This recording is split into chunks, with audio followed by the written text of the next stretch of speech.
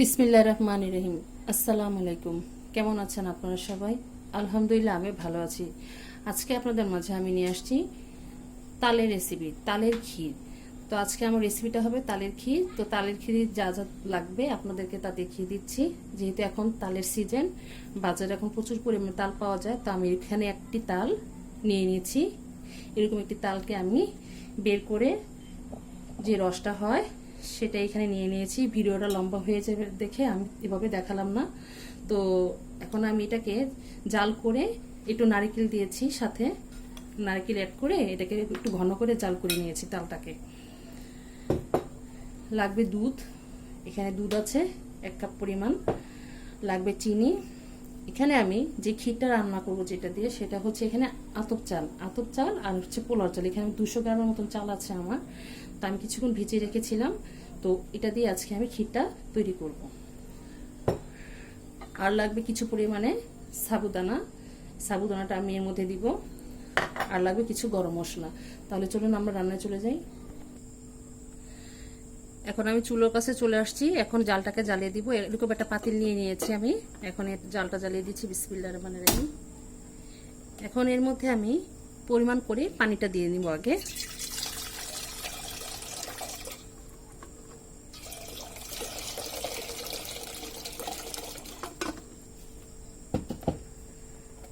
আমি এখানে পরিমাণ করে আগে পানিটা দিয়ে নিলাম।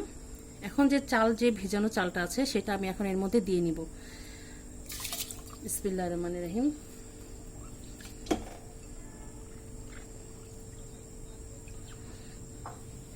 চালটাকে সামান্য একটু গলিয়ে নিব।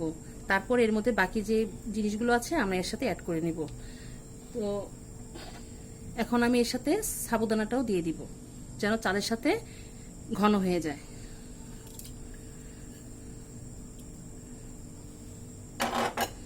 যেহেতু চালটা গলতে সময় লাগে, সেই জন্য আমি আগে চাল আর পানিটা একত্র করে দিয়ে এখন আমি এটাকে ভালোভাবে জাল করে নিব।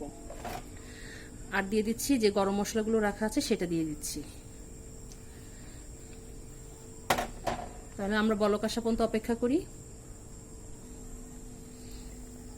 আমাদের চাল বলক চলে আসছে। এখন মাঝখানে আমি একবার নেড়ে দিয়েছিলাম, তো এখন আরেকবার নাড়া দিয়ে দিচ্ছি।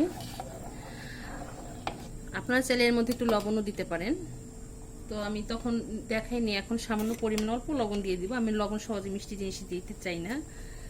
তারপর এখন চাল যেহেতু ক্ষীর, এই যে এত অল্প পরিমাণে সামান্য পরিমাণে দিয়ে দিলাম। মিষ্টি জিনিসের সব কিছুতে আবার লবণটা যায় না, তো আমার কাছে লবণটা দিলে ভালো লাগে না। তো এখন চালের খেতে যেহেতু, এই কারণে সামান্য পরিমাণ দিয়ে দিলাম। তো এখন যেহেতু তালের সিজন, তালের বড়া এখন বানানো যায়, পিঠা বানানো যায়, কেক বানানো যায়, যে যেটা তৈরি করতে পারে। যেহেতু তালের সিজন বেশি দিন থাকে না, অল্প দিন থাকে, তা আমি আজকে চিন্তা করলাম আপনাদের মাঝে আমি এটা শেয়ার করি ক্ষীরটা রান্না করে। আমাদের চালটা বলক চলে আসছে। এখন চালটা যখন ফুটে আসবে তখন আমরা বাকি জিনিসগুলো এর মধ্যে অ্যাড করে দিব। তাহলে ফুটে আসা পর্যন্ত অপেক্ষা করি। আমরা এখন আবার দেখব চালটা ফুটে আসছে কিনা। মাশাআল্লাহ করে চালটা ফুটে আসতেছে, ঘন হয়ে আসতেছে। তো এখন আমরা এর মধ্যে যে দুধটুকু আছে সেই দুধটুকু এর মধ্যে দিয়ে দিব।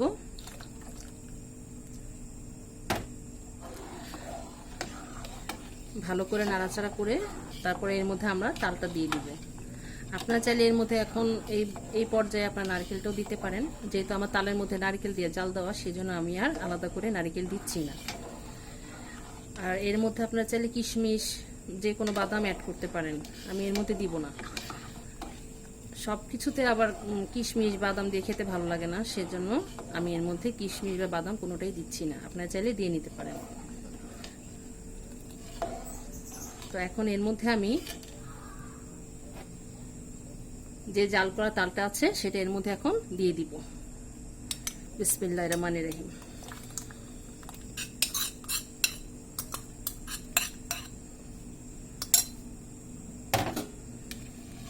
তালটা দিয়ে দিলাম, ভালোভাবে নেড়ে চেড়ে দিব।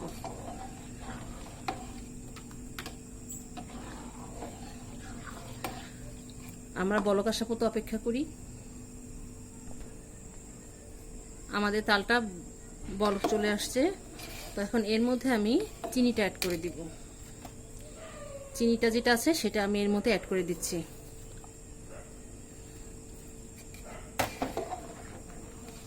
এখন এটাকে আমরা যতক্ষণ ঘন না হয়ে যায় ততক্ষণ মধ্যে আমরা জাল করতে থাকবো আর নাড়াচাড়া করতে থাকবো।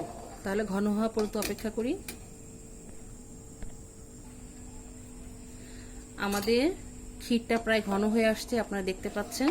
এই যে দেখুন, চালটাও মাশাআল্লাহ ফুটে সেট হয়ে গিয়েছে সাবুদানার সাথে। এটা নামানোর পরে যেহেতু এটা আতপ চাল আরো ঘন হয়ে যাবে। এই যে আমাদের এটা রেডি হয়ে গিয়েছে। এখন আমার চুলাটা বন্ধ করে দিই, চলুন পরিবেশনে চলে যাই। তৈরি হয়ে গিয়েছে আমাদের তালের ক্ষীর। এই যে দেখুন কত ঘন হয়েছে, মাশাআল্লাহ, আলহামদুলিল্লাহ। তো আমার এই তালের ক্ষীরটা আপনাদের কাছে কেমন লেগেছে অবশ্যই আমাদের কমেন্ট করে জানাবেন। আর অবশ্যই আপনারা একবার হলে এটা তৈরি করে দেখবেন, দেখবেন খেতে ভীষণ মজা। আমরা তো সবভাবেই তৈরি করি, তাল দিয়ে তালের বড়া, তালের পিঠা, কেক, যে যেটা তৈরি করতে পারি। তো আমার কাছে পায়েসটা, এই ক্ষীরটা খুব ভালো লাগে। তো আপনারা একবার হলে তৈরি করবেন, ইনশাল্লাহ আপনাদেরটাও ভালো হবে। তো আজ এই পর্যন্তই। আমার জন্য দোয়া করবেন, আমি যেন আপনাদের মাঝে নতুন নতুন রান্না নিয়ে আসতে পারি। আপনারা যে যেখানে আছেন ভালো থাকুন, সুস্থ থাকুন। আল্লাহ হাফেজ।